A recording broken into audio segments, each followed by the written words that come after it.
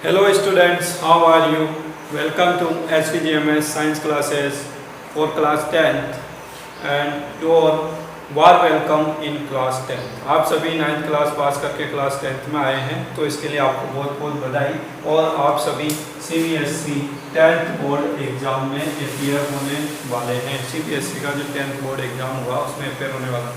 तो हम chapter first से शुरू कर रहे हैं। मैं टेक्स्ट बुक से, नोट से और हेल्प बुक से जहाँ से भी जो भी कंसेप्ट मिलता है, कोई भी चीज़ हमको नहीं मिलती है वहाँ से हम उसकी हेल्प लेंगे और उसको स्टडी करेंगे। लेकिन सबसे ज़्यादा जो मैं चीज़ प्रीफर करता हूँ वो होती है आपकी टेक्स्ट बुक। तो आपको टेक्स्ट बुक का साथ बिल्कुल भी नहीं छोड़ना है यदि आपको 10th बोर्ड में अच्छे मार्क्स लाने हैं। ठीक है, 90 के अबाव आप मार्क्स ला सकते हैं यदि आप बिल्कुल टेक्स्ट बुक का साथ नहीं छोड़ेंगे। अगर टेक्स्ट बुक का आपने साथ छोड़ दिया और आप लग गए दूसरी हेल्प बुक, गाइड्स और जो क्वेश्चन बैंक्स वगैरह होते हैं सिर्फ उन्हीं के पीछे पड़ गए तो आपको थोड़ी प्रॉब्लम आ सकती है, क्योंकि उनमें बहुत ज़्यादा चीज़ें दी गई होती हैं। लेकिन जो मेन पेपर सेटर होते हैं, जो पेपर बनाते हैं, वे आपकी टेक्स्ट बुक में से ही पेपर बनाते हैं। तो आपको मैं हेल्प लेने के लिए मना नहीं कर रहा हूँ, पर आपको टेक्स्ट बुक को भी अपने साथ साथ स्टडी में इन्वॉल्व करना है। और आप जो भी चीज़ें सीखें या चैप्टर तैयार करें तो वे टेक्स्ट बुक के अकॉर्डिंग ही तैयार करें। जो कंसेप्ट टेक्स्ट बुक में दिए गए हैं उनको और अच्छे से समझने के लिए आप जो दूसरे गाइड्स हैं और हेल्प बुक से, नोट से, उनसे मदद ले सकते हैं, लेकिन टेक्स्ट बुक का साथ नहीं छोड़ना है। ओके, तो मैं आपको टेक्स्ट बुक और नोट्स दोनों के कॉम्बिनेशन के साथ यहाँ पर पढ़ाने वाला हूँ। तो चलिए हम शुरू करते हैं। ये है हमारा चैप्टर नंबर 1 है साइंस में chemical reactions and equation. Chemical reaction क्या होती है, केमिकल रिएक्शन कितने टाइप की होती है, केमिकल इक्वेशन क्या होती है, उसकी बैलेंसिंग क्या होती है, वे सब हम इस चैप्टर में पढ़ने वाले हैं। तो चलिए शुरू करते हैं। पार्ट नंबर फर्स्ट है ये हमारा। इसमें सबसे पहले आता है आपके केमिकल रिएक्शन क्या है। केमिकल रिएक्शन की डेफिनेशन हमने यहाँ पर लिखी है। A chemical reaction involves a chemical change in which substances reacts to give new substances. Chemical reaction को हम हिंदी में रासायनिक अभिक्रिया कहते हैं। और केमिकल रिएक्शन के अंदर क्या होता है, कुछ ना कुछ केमिकल चेंज होता है। आप यहाँ पर देख सकते हैं जो मेन वर्ड है वह क्या है, केमिकल चेंज। आपको इस वर्ड को पकड़ के रखना है।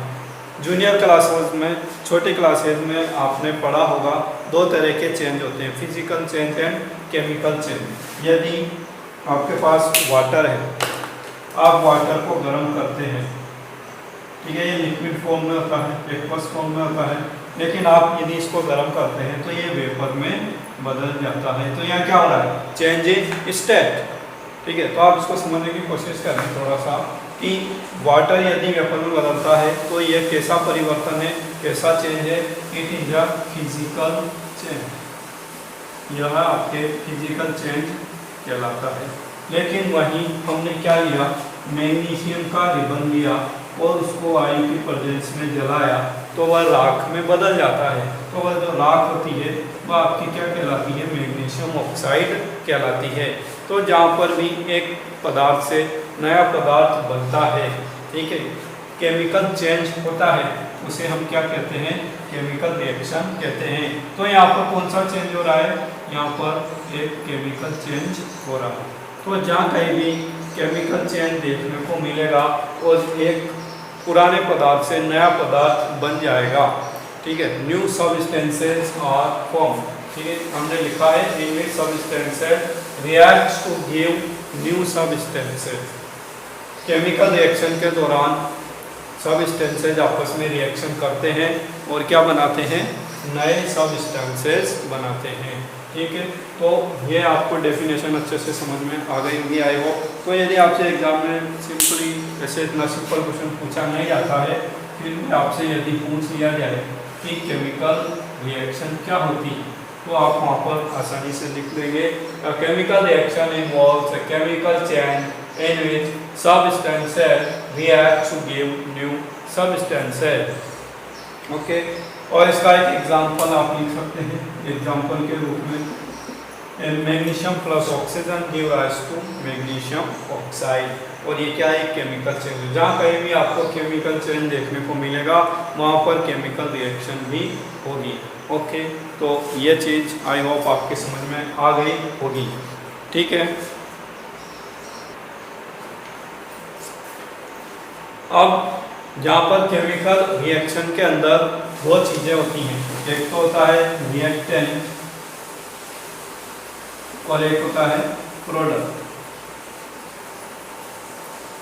रिएक्टेंट्स क्या होते हैं? रिएक्टेंट्स हमेशा केमिकल रिएक्शन में, ये हमने केमिकल इक्वेशन के रूप में इसको लिखा है, रिएक्टेंट्स हमेशा लेफ्ट हैंड साइड पर लिखे जाते हैं और प्रोडक्ट हमेशा राइट हैंड साइड पर लिखे जाते हैं। ठीक है, रिएक्टेंट कहाँ लिखे जाएंगे? लेफ्ट हैंड साइड पर, और प्रोडक्ट्स किधर लिखे जाते हैं? राइट हैंड साइड पर। ठीक है, तो ये दो जो चीज़ें हैं रिएक्टेंट एंड प्रोडक्ट, इसको भी आप थोड़ा ध्यान में रखें। यदि आपसे पूछा जाए रिएक्टेंट क्या होंगे, reactants are the substances which taking part in chemical reaction, वे पदार्थ जो रासायनिक अभिक्रिया में केमिकल रिएक्शन में पार्टिसिपेट करते हैं और प्रोडक्ट फॉर्म करते हैं, उनको हम रिएक्टेंट्स कहते हैं। ठीक है, इसी तरह से आप प्रोडक्ट को भी डिफाइन कर सकते हैं। What are product? Products are the substances which form during a chemical reaction. Product वे पदार्थ होते हैं जो किसी भी केमिकल रिएक्शन के दौरान बनते हैं। ठीक है, प्रोडक्ट को हम हिंदी में कहते हैं उत्पाद और रिएक्टेंट को कहते हैं क्रिया कारक। तो क्रिया कारक आपस में क्रिया करके क्या बनाते हैं? उत्पाद या प्रोडक्ट बनाते हैं। ओके, देन जब भी कोई केमिकल रिएक्शन होती है तो वहाँ पर कुछ केमिकल प्रॉपर्टीज़ या केमिकल रिएक्शन की कुछ ना कुछ प्रॉपर्टीज़ वहाँ पर हमें देखने को मिलती है। तो इसमें हमारा सेकंड या नेक्स्ट टॉपिक है characteristic of chemical reactions. Chemical reactions की क्या कैरेक्टरिस्टिक होती है, क्या गुणधर्म होती है, कैसे आप पहचानेंगे कि किसी जगह केमिकल रिएक्शन हो रही है या नहीं हो रही है, उसके क्या क्या गुण होते हैं। कोई केमिकल रिएक्शन हो रही है, आप ऐसा तो नहीं कह सकते कि यहाँ केमिकल रिएक्शन हो गई, किसी न किसी तरीके से आपको उसको पहचानना होता है। तो what are characteristic of chemical reaction, ये डायरेक्ट क्वेश्चन भी बन जाता है, पूछ लिया जाता है। तो यहाँ पर फर्स्ट कैरेक्टरिस्टिक है केमिकल रिएक्शन का चेंज इन कलर। किसी भी केमिकल रिएक्शन के दौरान आपको कलर में चेंज देखने को मिल सकता है। उसके अलावा सेकंड है evolution of gas. Chemical reaction के दौरान हो सकता है कि गैस भी वहाँ पर उत्पन्न हो। देन थर्ड है change in state. Chemical reaction के दौरान किसी पदार्थ की स्टेट, उसकी अवस्था में भी परिवर्तन हो सकता है, वह लिक्विड से गैस में बदल सकता है, या कोई गैसियस सबस्टेंस है तो वह सॉलिड में या लिक्विड में भी चेंज हो सकता है। तो चेंज इन स्टेट भी हमें यहाँ पर देखने को मिलेगी। इसके अलावा फोर्थ कैरेक्टरिस्टिक है फॉर्मेशन ऑफ प्रेसिपिटेट। प्रेसिपिटेट का मतलब होता है अवक्षेप। जब हम टेस्ट ट्यूब के अंदर रिएक्शन करवाते हैं तो उसमें टेस्ट ट्यूब के अंदर कुछ ना कुछ जम जाता है, वाइट कलर का या ब्राउन कलर का, ब्लैक कलर का कोई पदार्थ उसके अंदर जम जाता है टेस्ट ट्यूब रिएक्शन मिक्सचर के अंदर, तो आप उसको कहते हैं प्रेसिपिटेट। तो इस तरह से प्रेसिपिटेट भी आपको वहाँ पर देखने को मिल सकता है। इसके अलावा आपका जो फिफ्थ कैरेक्टरिस्टिक है चेंज इन टेम्परेचर। आपको केमिकल रिएक्शन के दौरान टेम्परेचर में चेंज देखने को मिल सकता है, या तो टेम्परेचर बढ़ जाता है या टेम्परेचर घट जाता है। तो ये टेम्परेचर कैसे कम ज़्यादा होता है इसको हम भी देखेंगे। सबसे पहले हम देखेंगे change in colour. Chemical reaction के दौरान कैसे कलर चेंज होता है, तो इसके लिए हमारे पास एक एग्जाम्पल है, लेड ऑक्साइड होता है PbO4। लेड ऑक्साइड को जब आप गर्म करते हैं, यह सॉलिड अवस्था में होता है, इसलिए हमने ब्रैकेट में क्या लिख दिया S। जब हम इसको गर्म करते हैं, स्ट्रॉन्गली हीट करते हैं, यहाँ पर ये मैंने जो चिन्ह बनाया है, सारी चीज़ें आपके लिए अभी नई है, तो आपको हर चीज़ को बेसिक तरीके से बहुत इनिशियल लेवल से सीखना होगा। तो ये जो चिन्ह मैंने बनाया है इसको हम डेल्टा बोलते हैं, और ये हीट करने के लिए यूज किया जाता है। ठीक है, तो जब हम लेड ऑक्साइड को गर्म करते हैं तो यह PbO लेड मोनोऑक्साइड में, और साथ में और ऑक्सीजन गैस यहाँ पर रिलीज होती है। ठीक है, क्या क्या बन गया आपका, EDO बन गया और लेड ऑक्साइड यहाँ पर बन जाती है। ठीक है, तो इसका जो कलर होता है लेड ऑक्साइड का, इसका कलर होता है रेड, और लेड मोनोऑक्साइड यहाँ पर एक ऑक्सीजन है इसलिए हम इसको बोलते हैं लेड मोनोऑक्साइड, इसका कलर होता है येलो। यदि आपको इनके नेम पता नहीं है, आप बिल्कुल इसी तरह से अपने नोट्स बनाते जाएं, वीडियो को पॉज करके उसको नोट कर लें और फिर आगे बढ़ते जाएं। तो मैं बता रहा था, यदि आपको इनके नेम नहीं पता है तो आप इनके नेम भी जरूर लिखें। ये आपके लेड ऑक्साइड, ठीक है, और ये है लेड मोनोऑक्साइड, लेड मोनोऑक्साइड। तो लेड ऑक्साइड किस में बदल रहा है, लेड मोनोऑक्साइड में बदल रहा है। इसका इनिशियल कलर कैसा था, रेड, और ये किस में बदल जाता है, गर्म करने पर येलो कलर में बदल जाता है। साथ में इसमें गैस भी वॉल होती है, ऑक्सीजन जो वायुमंडल में ऊपर उड़ जाती है। यहाँ पर मैंने अपवर्ड एरो लगाया है ऊपर की ओर इशारा करते हुए, इसका मतलब होता है कि यहाँ पर जो चीज़ बन रही है वह एटमॉस्फेयर में ऊपर उड़ रही है। जनरली गैसें जब बनती हैं तो उसके लिए हम ऐसा सिंबल यूज करते हैं। ओके, तो आई होप यहाँ पे आपको समझ में आ रहा होगा। आप फिर से समझ लें, लेड ऑक्साइड को जब हम गर्म करते हैं तो रेड कलर से येलो कलर में बदलती है। तो यहाँ पर आपको चेंज इन कलर देखने को मिलता है, और इस पर क्वेश्चन पूछा जा चुका है, क्वेश्चन बन जाता है, what happens when red colour lead oxide is heated in presence of air और इन एब्सेंस ऑफ एयर। इसको एयर के प्रेजेंस में या एब्सेंस में गर्म करेंगे कोई फर्क नहीं पड़ेगा, ये क्या करेगा, अपना कलर चेंज कर लेगा। तो क्वेश्चन भी आप यहाँ पर साथ ही साथ नोट करते जाएं। ये आपके एक्टिविटी में दी गई है टेक्स्ट बुक में, इसलिए हमने ये रिएक्शन यहाँ पर लिखी है। ठीक है, तो इसके बाद आप देखेंगे जो सेकंड प्रॉपर्टी है वह है evolution of gas. Change in colour आपने देख लिया है। नेक्स्ट प्रॉपर्टी है इवोल्यूशन ऑफ गैस। जब भी कोई केमिकल रिएक्शन होती है तो वहाँ पर हो सकता है गैस इवॉल्व हो। जैसे यहाँ पर भी गैस इवॉल्व हुई है, तो ये भी आप एग्जांपल इसके साथ लिख सकते हैं। और यदि आप ये नहीं लिखना चाहते हैं तो दूसरा एग्जांपल आप लिख सकते हैं। जैसे ये आपके है आयरन सल्फाइड। ठीक है, आयरन सल्फाइड की रिएक्शन करवा दी आपने सल्फ्यूरिक एसिड के साथ, H2SO4 के साथ। ठीक है, तो यहाँ पर क्या बन जाएगा, आयरन सल्फेट बन जाएगा या फेरस सल्फेट बन जाएगा, और साथ में क्या होगा, आपकी जो गैस है H2S गैस यहाँ पर बन जाती है। ठीक है, this is iron sulphide, this is H2SO4। ये एक एसिड होता है सल्फ्यूरिक एसिड, इसका क्या नाम है, सल्फ्यूरिक एसिड।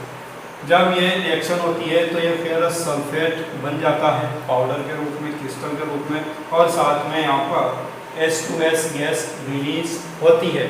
H2S क्या है, एक गैस है जिसके अंदर रोटन एग जैसी स्मेल आती है।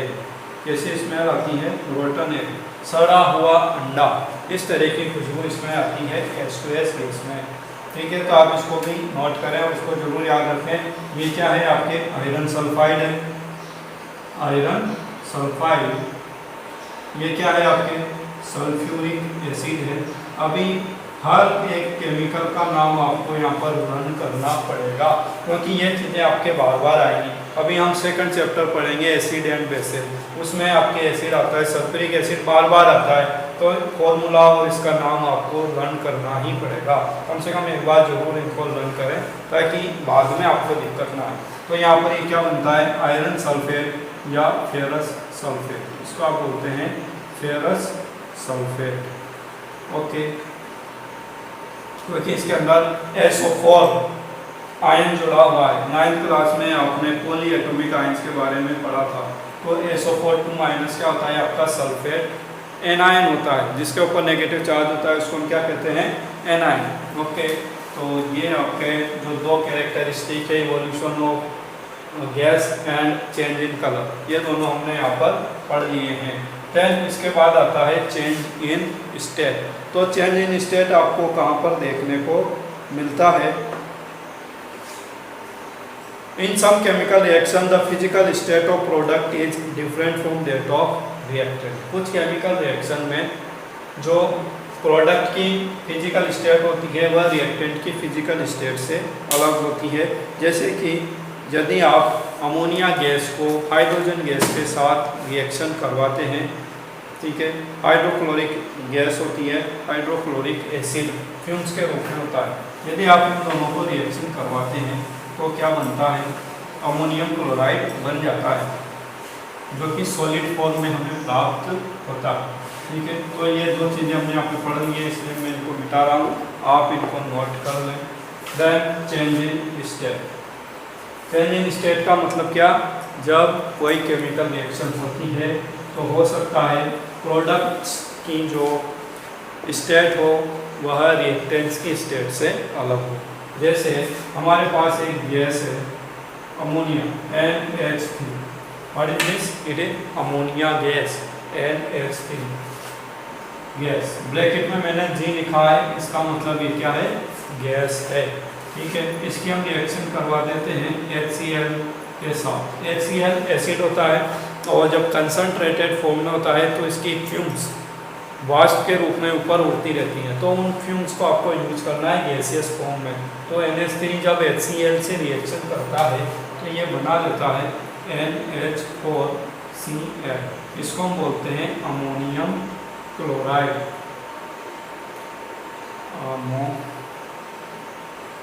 Ammonium chloride, this is ammonium chloride. और ये आपको सॉलिड फॉर्म में प्राप्त होता है। ये दोनों गैस थे, गैसों की रिएक्शन हुई तो ये सॉलिड फॉर्म में बदल गए। ये आपके अमोनिया है और ये आपके फ्यूमिंग हाइड्रोक्लोरिक एसिड है। इसको भी आप अच्छे से लर्न कर लें फॉर्मूला, क्योंकि ये एसिड है और एसिड और बेस आपके सेकंड चैप्टर में बहुत सारे वापस आने वाले। तो फ्यूमिंग हाइड्रोक्लोरिक एसिड मतलब बिल्कुल कंसंट्रेटेड जो होती है वह गैसियस फॉर्म में पाई जाती है। वैसे तो हाइड्रोक्लोरिक एसिड एक अम्ल होता है, तेजाब होता है, एसिड होता है, जो कि लिक्विड स्टेट में होता है, लेकिन बिल्कुल प्योर फॉर्म में कंसंट्रेटेड फॉर्म में जब हम इसको लेते हैं तो इसकी फ्यूम्स ऊपर उड़ती रहती हैं। उन फ्यूम्स को गैसियस रूप में आपको यूज करना है। ठीक है, इसके अलावा आप देख सकते हैं बहुत सिंपल एक कॉमन एग्जांपल है, जैसे हाइड्रोजन है और ये ऑक्सीजन। आपको पता है हाइड्रोजन भी गैस होती है और ऑक्सीजन भी गैस होती है, लेकिन जब ये रिएक्शन करती हैं तो क्या बना लेती हैं? H2O, जिसको आप कहते हैं वाटर। ठीक है, और ये किस फॉर्म में होती है? ये आपके लिक्विड फॉर्म में होती है। ठीक है, तो यहाँ पर क्या हुआ? गैसियस फॉर्म किस में बदल रहे हैं? लिक्विड फॉर्म में बदल रहे हैं। इस तरह से आप कुछ भी एग्जाम्पल यहाँ पर देख सकते हैं। यदि आपसे क्वेश्चन पूछा जाता है कि what are the characteristic of chemical reaction. ठीक, इसके बाद आता है फॉर्मेशन ऑफ प्रेसिपिटेट। क्या केमिकल रिएक्शन के दौरान कोई प्रेसिपिटेट भी फॉर्म होता है? देन आपके नेक्स्ट कैरेक्टरिस्टिक्स आता है केमिकल रिएक्शन का, फॉर्मेशन ऑफ प्रेसिपिटेट। तो इसमें आपको जानना जरूरी है कि प्रेसिपिटेट क्या होता है। तो precipitate is a solid substance formed by mixing of two solution. जब हम दो सॉल्यूशंस को, दो लिक्विड्स को मिलाते हैं आपस में, तो वहाँ पर एक सॉलिड पदार्थ बन जाता है जो कि टेस्ट ट्यूब में उसके आसपास दीवारों पर चिपक जाता है या नीचे बॉटम में इकट्ठा हो जाता है। ठीक है, तो वो कैसे होता है? अभी हम जब केमिकल रिएक्शन देखेंगे तो मैं आपको डायग्राम में बताऊंगा कि इस तरह से प्रेसिपिटेट बनता है। ठीक है, इसको शॉर्ट फॉर्म में यदि लिखना होता है तो हम लिखते हैं PPT। ठीक है, PPT लिखा है, इसका मतलब आपको समझ लेना है इट इज प्रेसिपिटेट। तो इसका एग्जाम्पल है आपके पास, when silver nitrate AgNO3, when silver nitrate is reacts with sodium chloride, और यहाँ पर हम लिखेंगे AQ। AQ का मतलब होता है एक्वस सॉल्यूशन, जलीय विलयन। जब हम सिल्वर नाइट्रेट को पानी में घोलते हैं तो क्या बन जाता है? उसका एक्वस सॉल्यूशन बन जाता है। इसलिए हम यहाँ पर क्या लिखते हैं? AQ। ओके, हमने क्या लिख दिया यहाँ पर? AQ।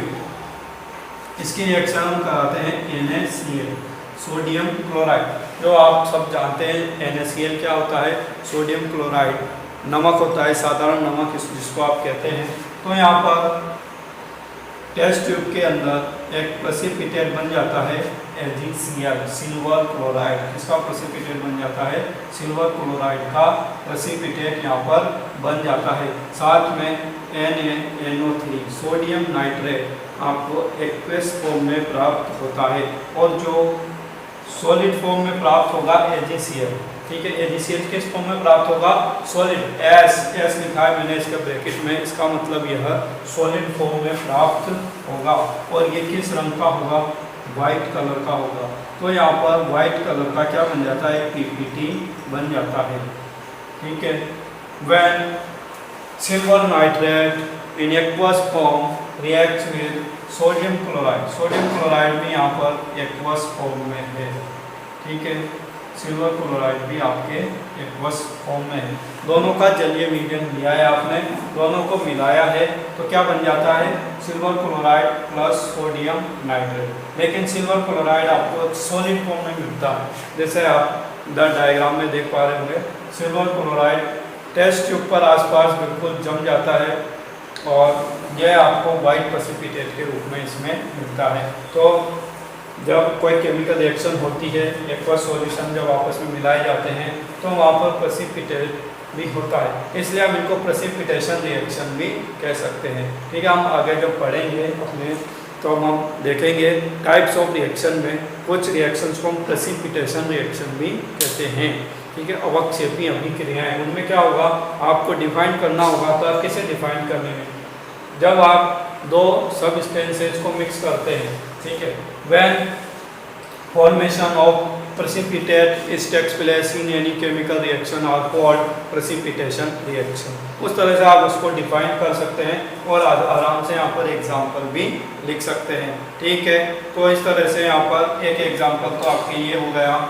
इसका यदि आपको नाम पता नहीं है तो इसका आप नाम लिखें silver nitrate. What is this, it is silver nitrate, और एन छोटा लिखना है आपको, सिल्वर नाइट्रेट।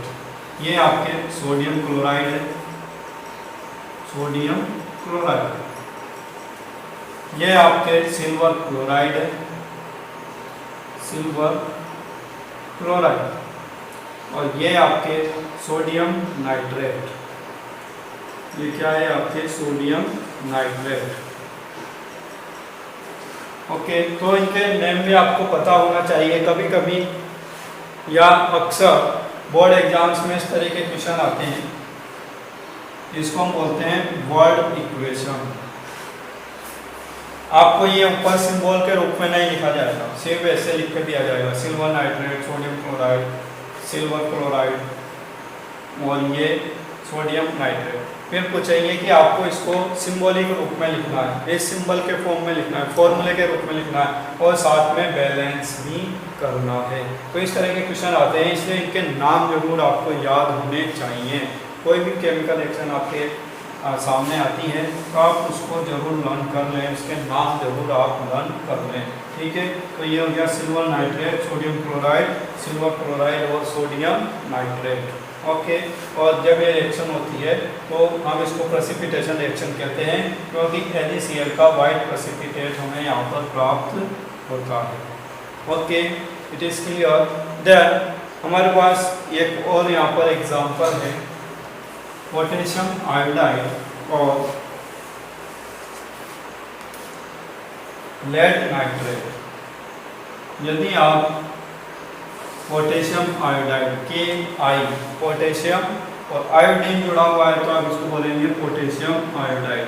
और यदि आप इसके साथ लेड नाइट्रेट मिला देते हैं PbNO3 का होल ट्वाइस, NO3 पर आपके -1 वैलेंसी होती है, तो ये आपके बन जाता है येलो कलर का कंपाउंड लेड आयोडाइड। ठीक है, लेड किससे जुड़ जाएगा, आयोडीन से जुड़ जाएगा, और पोटेशियम किससे जुड़ जाएगा, नाइट्रेट से जुड़ जाएगा। ठीक है, आप देखें लेड आयोडीन से जुड़ रहा है और पोटेशियम नाइट्रेट से जुड़ रहा है, प्लस KNO3। यहाँ पर क्या बन जाएगा, KNO3 बन जाएगा। ठीक है, लेकिन ये आपके यहाँ पर बैलेंस नहीं है, उसको बैलेंस करने के लिए आप क्या करेंगे, नाइट्रेट आपके 2 थे तो यहाँ पर भी नाइट्रेट 2 होने चाहिए।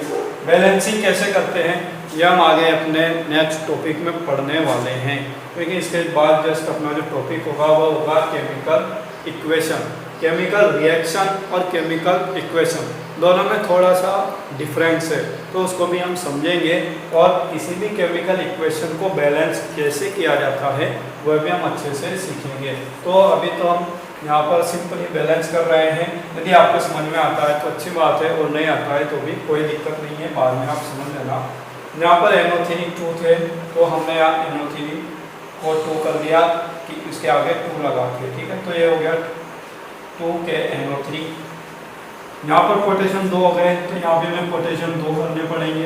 अब यहाँ पर आयोडीन भी 2 हो गए, यहाँ पर आयोडीन पहले से 2 है, लेड 1 है, यहाँ भी लेड 1 है। तो इस तरह से हमारी जो रिएक्शन है वह बैलेंस है, ठीक है। तो हम ये एरो वगैरह यहाँ पे मिटा देते हैं और इनके नाम आप जरूर लिख लें। It is potassium iodide. ये क्या है, पोटेशियम आयोडाइड। ओके, ये क्या है, लेड नाइट्रेट। तो ये आपके पोटेशियम आयोडाइड है, ये लेड नाइट्रेट है, ये लेड आयोडाइड है और ये पोटेशियम नाइट्रेट है।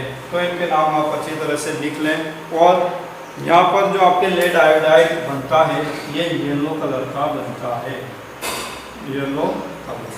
तो यहाँ पे हम आज फर्स्ट पार्ट है हमारा, और फर्स्ट पार्ट में ही आपने यहाँ पर 2 कलर आपको देखने को मिले हैं कंपाउंड के अंदर, ठीक है। पहले तो हमने देखा था चेंज इन कलर में जो फर्स्ट रिएक्शन हमने करवाई थी, ठीक है। लेड ऑक्साइड को हमने गर्म किया था तो लेड मोनोऑक्साइड में वह बदल जाता है, उसका कलर हो जाता है येलो कलर, ठीक है। उसके बाद हमने प्रेसिपिटेशन रिएक्शन में ही एक और रिएक्शन करवाई थी।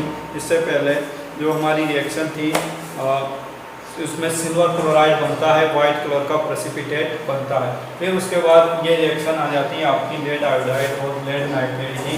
इसमें पोटेशियम आयोडाइड और लेड नाइट्रेट की, इसमें पोटेशियम आयोडाइड का येलो कलर का प्रेसिपिटेट यहाँ पर बनता है, ठीक है। तो यहाँ पर 3 रिएक्शन आपको एक वीडियो में देखने को मिल रही है, वो भी कलर वाली। तो कलर बेस्ड क्वेश्चन एग्जाम में कई बार पूछे जाते हैं। आपको कुछ भी हिंट दे दी जाएगी कि कोई कंपाउंड है, ठीक है, ए कंपाउंड है, वह बी कंपाउंड के साथ रिएक्शन करता है, एक येलो कलर का प्रेसिपिटेट बनाता है, साथ में पोटेशियम नाइट्रेट भी बनाता है।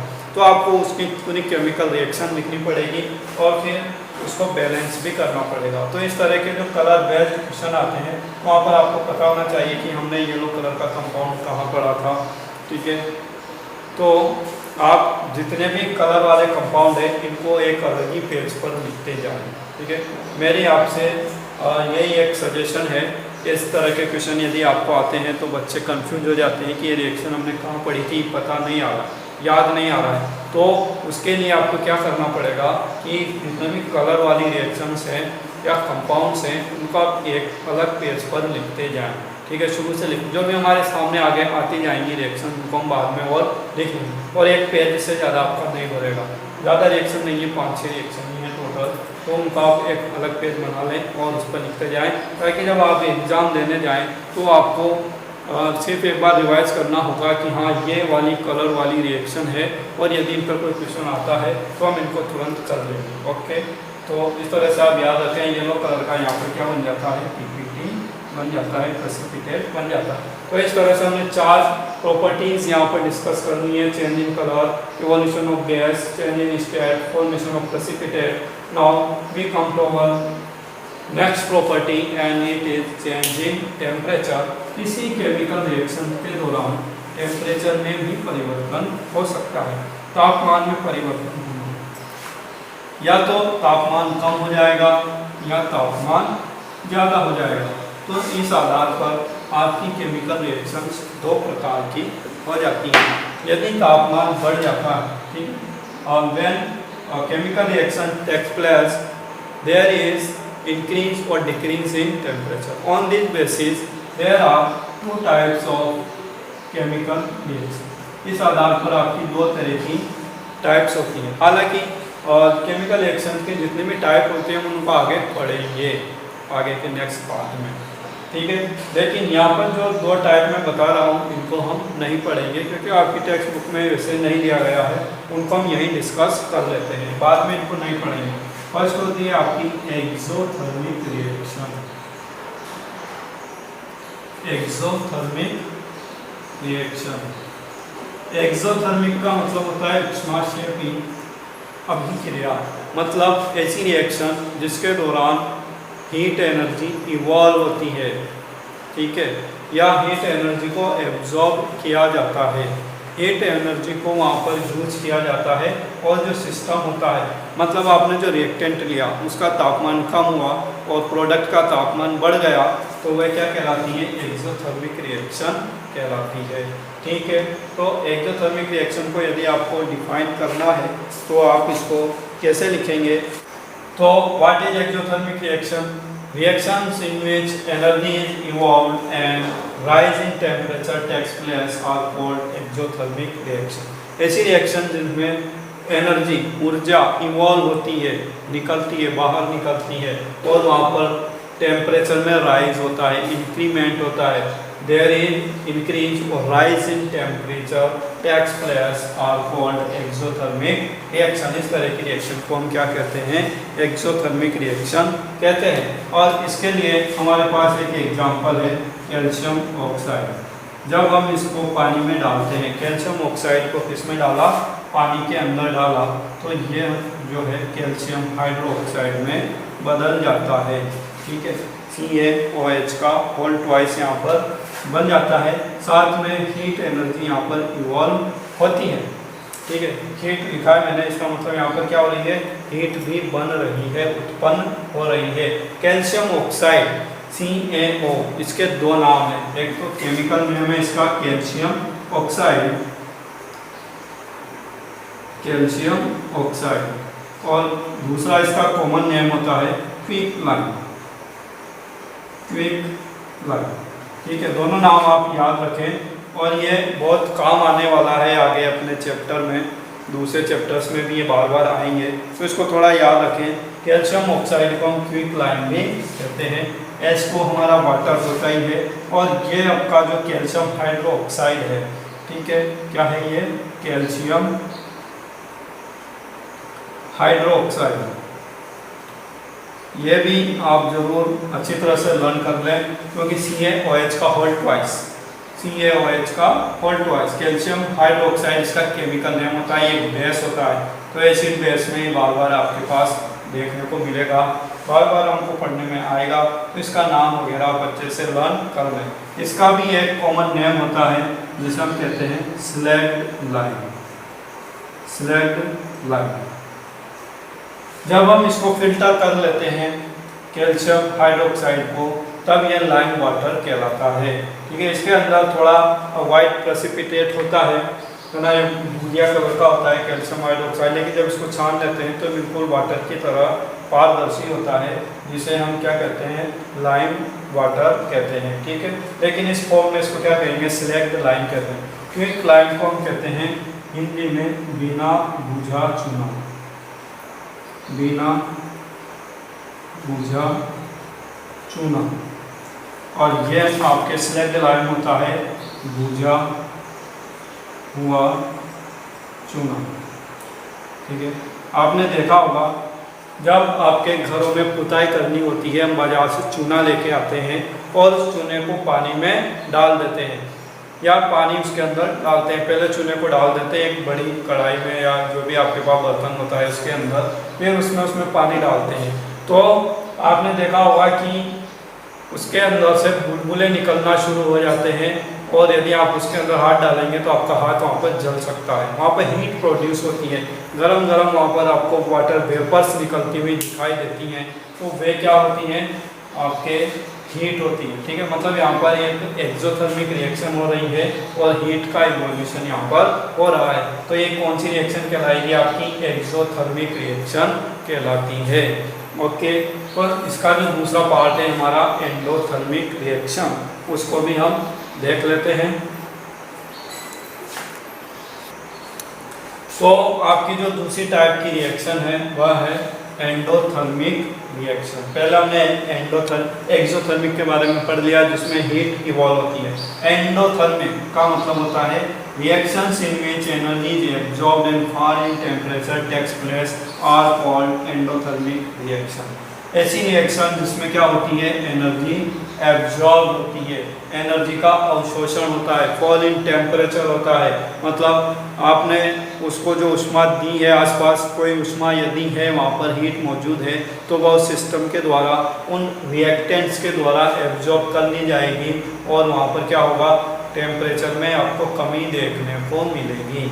ठीक है, यदि आपने कोई बीकर लिया, उसमें वह रिएक्शन करवाई, तो आप उस बीकर को छूकर देखेंगे तो आपको ठंडा ठंडा लगेगा, ठंडा महसूस होगा। तो इसका मतलब वहाँ पर क्या हुआ है, टेम्परेचर में कमी आई है, फॉल इन टेम्परेचर हुआ है। ठीक है, तो उस तरह की रिएक्शन को आप क्या कहेंगे, एंडोथर्मिक रिएक्शन कहेंगे। ठीक है, यदि आपको एग्जाम में पूछा जाता है तो बहुत आराम से आप यहाँ पर एक्सप्लेन करके इसको लिख सकते हैं और एग्जाम्पल भी आप लिखेंगे।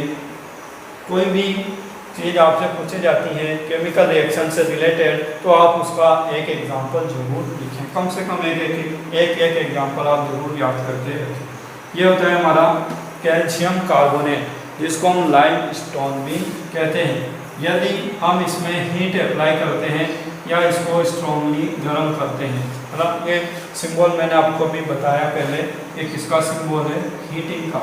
ठीक है, यदि आप इसको गर्म करते हैं, हीट करते हैं, तो ये क्या होता है, आपके कैल्शियम ऑक्साइड में और CO2 में टूट जाता है। कैल्शियम ऑक्साइड और कार्बन डाइऑक्साइड गैस यहाँ पर बनती है। ठीक है, कार्बन डाइऑक्साइड गैस होती है, कैल्शियम ऑक्साइड आपके जो अभी हमने पढ़ा है लाइम, क्विक लाइम, जिसको आप बिना बुझा हुआ चूना कहते हैं, वह कैसे बनता है, कैल्शियम कार्बोनेट को गर्म करने से ही कैल्शियम ऑक्साइड बनता है। ठीक है, साथ में CO2 गैस यहाँ पर इवॉल्व होती है। लेकिन इस रिएक्शन में क्या होता है कि टेम्परेचर डाउन हो जाता है। ठीक है, इसका जो टेम्परेचर होगा कैल्शियम ऑक्साइड का वह कम हो जाएगा। ठीक है, तो इस तरह की रिएक्शन को आप क्या कहेंगे, एंडोथर्मिक रिएक्शन कहेंगे। ठीक है, और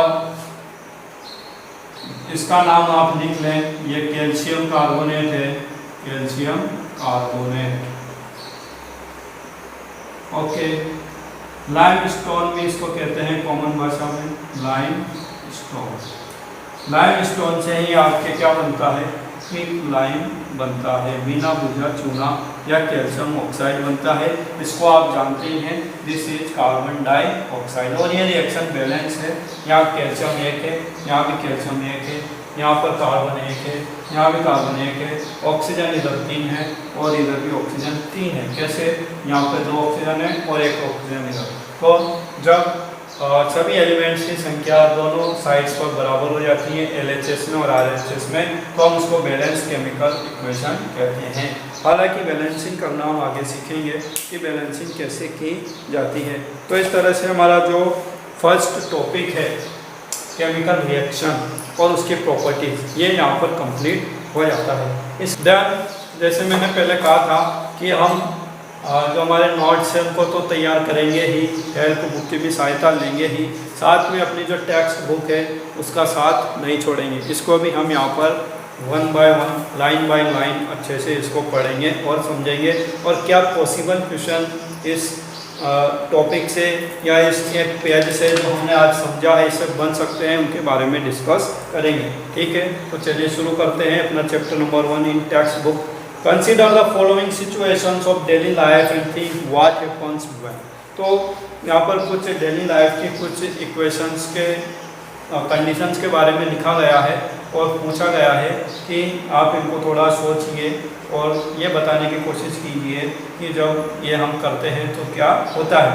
milk is left at room temperature during summer. यदि आप दूध को गर्मियों के दौरान वैसे ही खुला छोड़ देते हैं, जनरली हम क्या करते हैं, दूध को फ्रिज के अंदर रखते हैं। ठीक है, यदि आपने फ्रिज के अंदर नहीं रखा, उसको गर्म भी नहीं किया, वैसे ही रख दिया रूम टेम्परेचर, तो क्या होगा, दूध फट जाता है। सेकंड है, an iron tawa pan is left expose to humid atmosphere. यदि आपके घर में तवा है या कोई भी लोहे की चीज़ है, आयरन नेल है, कीले वगैरह है, ठीक है, कोई भी कढ़ाई वगैरह है, यदि आपने इसको खुले में नम जलवायु में बरसात के दिनों में इसे बाहर छोड़ दिया तो क्या होगा? आपने देखा है कि उन पर वहाँ पर जंग लग जाता है, रस्टिंग हो जाती है। उन चीज़ों पर क्या होती है? रस्टिंग लग जाती है, लोहे की चीज़ों पर रस्टिंग। तो रस्ट का लगना भी यहाँ पर क्या है? एक केमिकल चेंज है। ग्रेप्स गेट फर्मेंटेड, इसके बाद लिखा है ग्रेप्स जो होते हैं आपके, यदि आप उसको रखते हैं कुछ दिनों तक तो वे फर्मेंट होना शुरू हो जाते हैं, उनमें बदबू आने लगती है। और आपको पता है कि जो ग्रेप्स वगैरह होते हैं, फ्रूट जूस होते हैं, इनसे फर्मेंटेशन के द्वारा एल्कोहल बनाया जाता है, शराब बनाई जाती है, ठीक है। तो वह जो प्रोसेस है जिससे किसी भी फ्रूट का जूस एल्कोहल में बदल जाता है, वह भी क्या है? एक केमिकल रिएक्शन है। फूड इज कुक्ड, आप खाना बनाते हैं तो खाने का जो स्वाद होता है, टेक्सचर होता है, उसकी बनावट होती है, उसकी हार्डनेस होती है, वह सब वहाँ पर बदल जाती है, तो वहाँ भी केमिकल रिएक्शंस होती हैं। Food get digested in our body, food हमारे बॉडी के अंदर जाकर छोटे छोटे पार्ट्स में, मॉलिक्यूल्स में टूट जाता है, डिवाइड हो जाता है, तो क्या यह भी एक केमिकल चेंज है। वी रेस्पायर, हम क्या करते हैं? रेस्पिरेशन करते हैं, सांस अंदर लेते हैं और छोड़ते हैं, ये तो ब्रीथिंग कहलाता है। लेकिन जब हम उस ऑक्सीजन को बॉडी के अंदर ले जाते हैं, ईच एंड एवरी सेल तक उसको पहुंचाया जाता है ब्लड के माध्यम से, और हमारे जो फूड हमने खाया है, डाइजेस्ट किया है, वह भी ईच एंड एवरी सेल तक पहुंच जाता है ब्लड के माध्यम से सेल के अंदर। तो वहाँ पर ऑक्सीजन उस फूड का क्या करती है? ऑक्सीडेशन करती है, ऊर्जा मुक्त करती है, उसे हम क्या कहते हैं? रेस्पिरेशन कहते हैं। तो इस प्रोसेस के दौरान भी क्या होता है? ऊर्जा मुक्त होती है, यानी कि बॉडी के अंदर गर्मी बढ़ती है। आप देखेंगे यदि आपने कभी किसी डेड बॉडी को कभी टच किया, कोई डेड बॉडी होती है, कोई मर जाता है व्यक्ति, 1-2 घंटे बाद यदि आप उसको टच करेंगे तो उसकी बॉडी बिल्कुल कूल, बिल्कुल ठंडी आपको लगेगी। लेकिन एक जीवित व्यक्ति की बॉडी कैसी होती है? गर्म होती है। तो बॉडी के अंदर गर्मी रेस्पिरेशन के कारण होती है। तो ये सारी जो चीज़ें लिखी गई हैं डेली लाइफ में हमें काम आती हैं, या इनको हम अप्लाई करते हैं डेली लाइफ में। In all the above situation, the nature and the identity of the initial substances have somewhat changed. तो जो भी सिचुएशन यहाँ पर दी गई हैं ऊपर, ये सभी क्या होती हैं? और इनकी कुछ ना कुछ जो नेचुरल आइडेंटिटी होती है या प्रारंभिक अवस्था होती है, वह किसी न किसी रूप में बदल जाती है। We have already learned about physical and chemical changes of matter in our previous classes. छोटी क्लासों में हमने फिजिकल चेंज और केमिकल चेंज के बारे में पहले पढ़ा है। फिजिकल चेंज में क्या होता है कि यदि कलर में चेंज होना, ठीक है, यदि किसी वस्तु के अवस्था में परिवर्तन होता है तो हम उसको फिजिकल चेंज, उसके साइज में परिवर्तन हो रहा है, शेप में चेंज हो रहा है। जैसे ये पेन है, इसको मैं कई टुकड़ों में काट दूंगा तो क्या आप इसको केमिकल चेंज कहेंगे? नहीं, वह फिजिकल चेंज, इसके आकार और आकृति में परिवर्तन हो रहा है, इसकी शेप में और साइज में चेंज हो रहा है, इसलिए हम इसको फिजिकल चेंज कहते हैं। और केमिकल चेंज में क्या होता है? कोई पुरानी चीज़ से, कोई पुराने पदार्थ से एक नया पदार्थ बनता है। यदि मैं इसको जला दूँ, ठीक है, ऑक्सीजन की प्रेजेंस में हम इसको गर्म करते हैं तो ये जल जाता है, और जलने के बाद क्या यह इसी आकार और आकृति में दिखाई देगा? क्या यह यही पदार्थ बनकर रहेगा? नहीं, ये किसी दूसरे पदार्थ में कन्वर्ट हो जाता है, ठीक है। तो वहाँ पर केमिकल चेंज हो जाता है। Whenever a chemical change occurs, we can say that a chemical reaction has taken place. जहाँ कहीं भी केमिकल चेंज होता है वहाँ पर केमिकल रिएक्शन भी होती है। You may perhaps be wondering as to what is actually meant by a chemical reaction. तो आपको यहाँ पर थोड़ा आश्चर्य हो रहा होगा ये समझने के लिए कि वास्तव में केमिकल रिएक्शन क्या होती है और केमिकल रिएक्शन का वास्तव में अर्थ क्या होता है। How do we come to know that a chemical reaction has taken place? आप कैसे जानेंगे कि कोई केमिकल रिएक्शन हो रही है या नहीं हो रही है? Let us perform some activities to find the answer to these question. तो इन क्वेश्चन का आंसर पता करने के लिए हम क्या करते हैं? एक एक्टिविटी यहाँ पर करते हैं। एक्टिविटी 1.1 जो आपके page number first page number है, इसी पर आपके दी गई है। Activity 1.1 Question: This activity needs the teacher's assistant. It would be better if students wear eye protection. तो इस एक्टिविटी को टीचर के असिस्टेंट में करना है और आपको ध्यान रखना है कि जब आप ये एक्टिविटी करें तो आप अपनी आंखों में आई प्रोटेक्शन भी लगाकर रखें। Clean a magnesium ribbon about 2 centimeter long by rubbing it with sandpaper. आपको क्या करना है, एक मैग्नीशियम का टुकड़ा लेना है, मैग्नीशियम रिबन होता है ये, उसको लेना है थोड़ा सा और उसको उसका जो मुंह होता है उसको थोड़ा सैंड पेपर से रब करके उसको क्लीन कर लेना है, क्योंकि जो मैग्नीशियम होता है वो ऑक्सीजन से रिएक्शन करके मैग्नीशियम ऑक्साइड की परत उसके ऊपर बना लेता है। तो यहाँ पर एक क्वेश्चन यहीं पर बन जाता है। हमने सबसे पहले मैग्नीशियम की रिएक्शन ही मैंने आपको बताई थी। सबसे पहले जब हम चैप्टर शुरू किया था तो हमने मैग्नीशियम की रिएक्शन को ही देखा था। तो यहाँ पर सबसे पहला क्वेश्चन आपके ये बन जाता है टेक्स्ट बुक के अंदर कि वाई वी रब मैग्नीशियम रिबन, यहाँ पर मैग्नीशियम में एम बड़ा आएगा, मैग्नीशियम रिबन बिफोर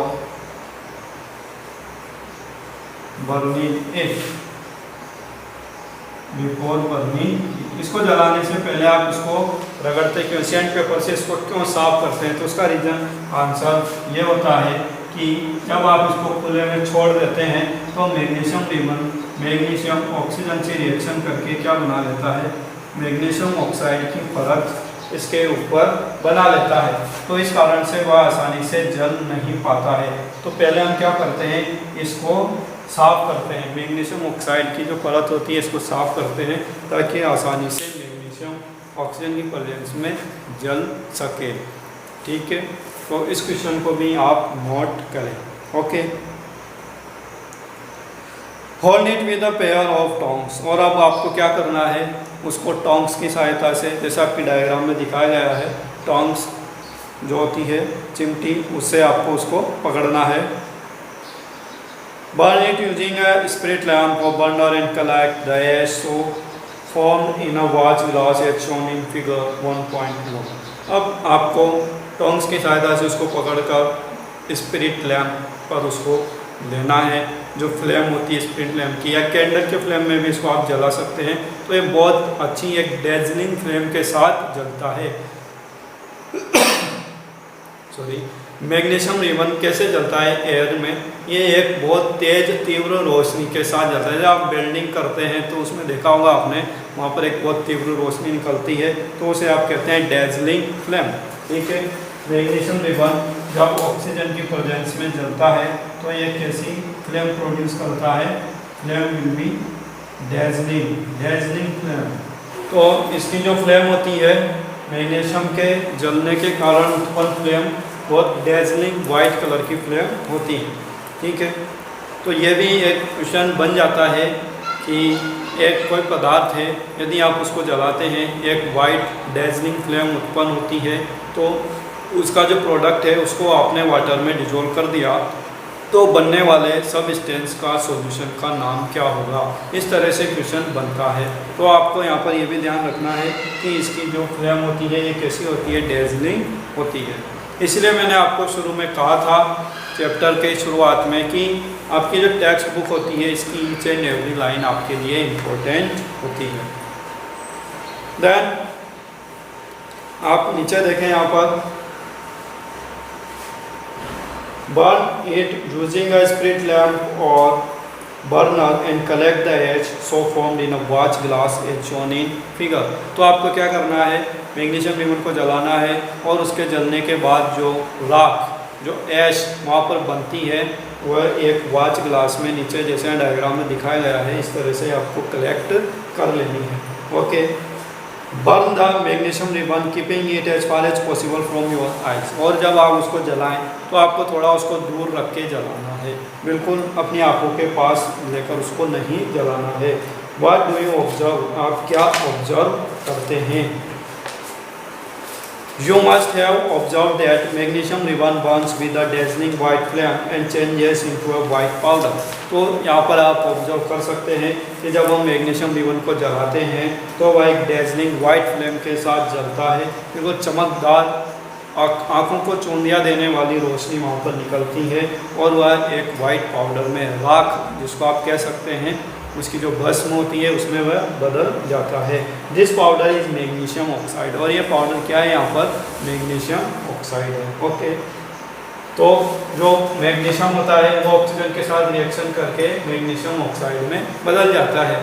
ठीक है, जब आप इसको हीट देकर गर्म करते हैं तब भी ऑक्सीजन के साथ रिएक्शन करता है, और जब आप इसको गर्म नहीं करते हैं तब भी ये धीरे धीरे स्लोली ऑक्सीजन के साथ रिएक्शन करता रहता है और मैग्नीशियम ऑक्साइड की परत इसके ऊपर जमती रहती है।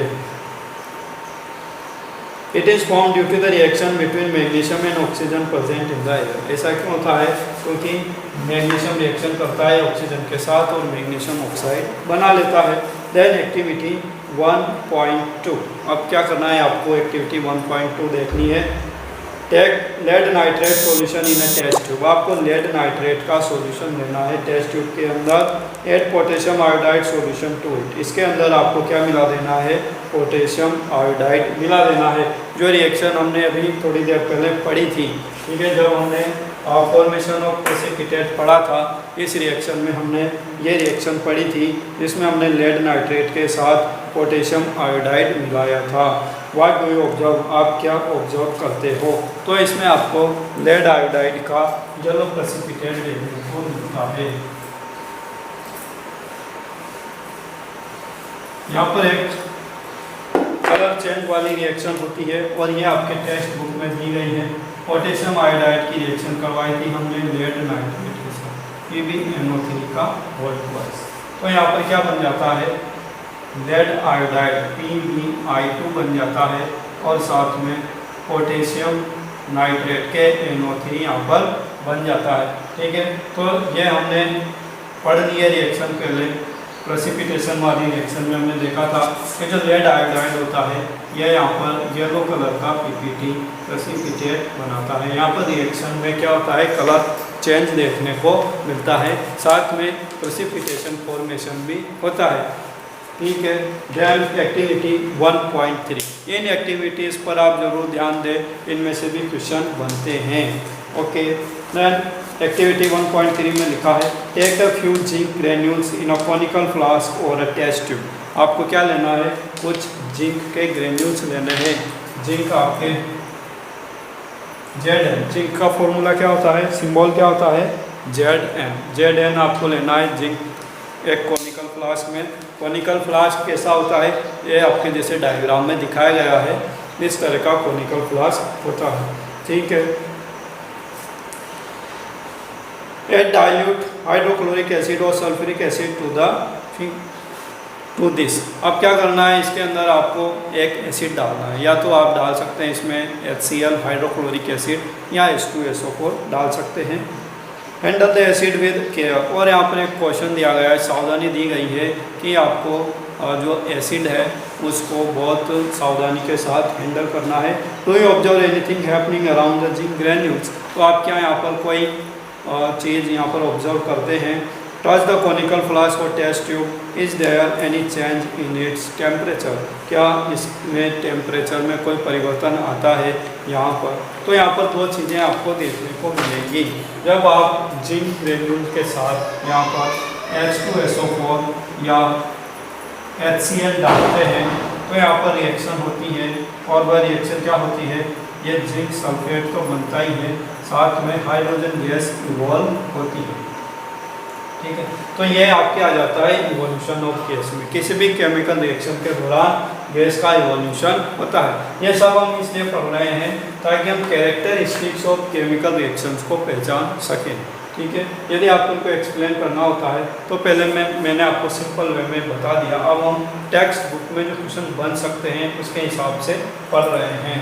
तो जिंक में यदि H2SO4 हम डालते हैं तो वहाँ पर हाइड्रोजन गैस बनते हैं, बुदबुदाहट होती है, बुलबुले वहाँ पर बनते हैं हाइड्रोजन गैस के। और यदि आप देखें इसको टच करके, वो जो कॉनिकल फ्लास्क है उसको आप टच करके देखेंगे तो वहाँ पर आपको थोड़ा गरम गरम महसूस होगा, मतलब उसका जो टेम्परेचर है वह बढ़ जाता है। तो इससे आपको पता चलेगा कि ये एक्सोथर्मिक रिएक्शन है, यहाँ पर टेम्परेचर में भी परिवर्तन देखने को मिल रहा है। Okay, from the above three activities we can say that any of the following observation helps us to determine whether a chemical reaction has taken place। तो ये जो हमने यहाँ पर 2-3 एक्टिविटी की हैं इनसे हमें पता चलता है कि यदि ऐसी चीज़ें होती हैं तो कोई केमिकल रिएक्शन हो रही है या नहीं।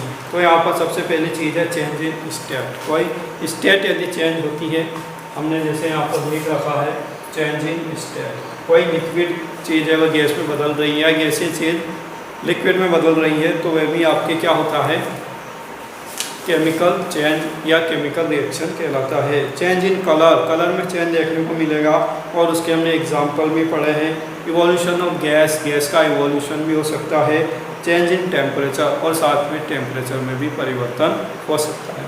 तो यहाँ पर ऑप्शनल क्वेश्चन बनता है आपके 10th बोर्ड में पिछले साल से ही MCQs देने का जो है तरीका बदल दिया है और यहाँ पर आपके 20 MCQ, एक नंबर के छोटे छोटे 20 क्वेश्चन आपके बनते हैं। तो यहाँ पर एक बहुत सिंपल क्वेश्चन बन जाता है, which of the following are the characteristic properties of a chemical reaction. Chemical reaction की कैरेक्टरिस्टिक प्रॉपर्टी कौन कौन है। तो यहाँ पर 4 और जैसे पॉइंट दिए गए हैं, इनमें से एक गायब कर दिया जाएगा।